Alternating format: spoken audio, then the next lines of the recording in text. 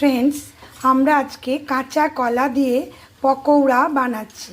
এখানে দেখুন, কাঁচা কলাটাকে আমি প্রথমে সেদ্ধ করে নিয়েছি দুটো সিটি দিয়ে।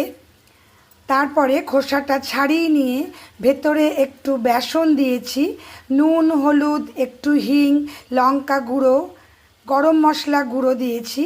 দিয়ে এভাবে মেখে এরকম নাড়ুর মতন করে দিয়ে দিচ্ছি তেলের উপরে। কেমন, এটা দিয়ে আমরা আলু দিয়ে তরকারিও বানাতে পারবো, আবার এভাবেই বড়া আকারেও আমরা চায়ের সাথে, বিকেলের নাস্তা বলুন বা সকালে ব্রেকফাস্টে আমরা মুড়ির সাথেও কিন্তু এটাকে চপের মতো খেতে পারবো। দেখুন, এখানে আমি ভাজাটা আগে বসিয়ে দিয়েছি। কেমন দেখতে হচ্ছে আমাদের, একটু বাদামি বাদামি কালচে কালচে করেই ভাজবো।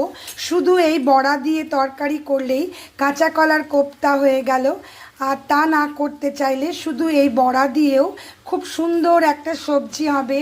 আজকের এই বড়াটা আমি পিওর ভেজ বানাচ্ছি, নো অনিয়ন, নো গার্লিক। শুধু কাঁচা কলা সেদ্ধ করে বেসন আর একটু মশলা, নুন, হলুদ দিয়েই কিন্তু এই বড়াটা হচ্ছে। দেখুন বড়াটা আমাদের কেমন দেখতে হচ্ছে।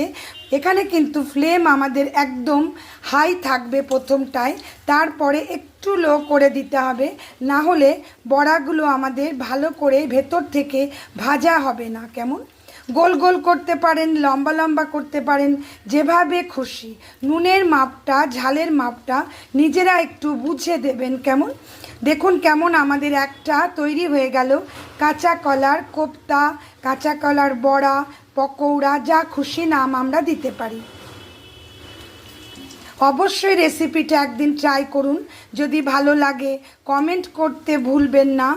আজ আমি এই পর্যন্তই, আবার কাল নতুন রেসিপির সাথে দেখা হবে। বাই।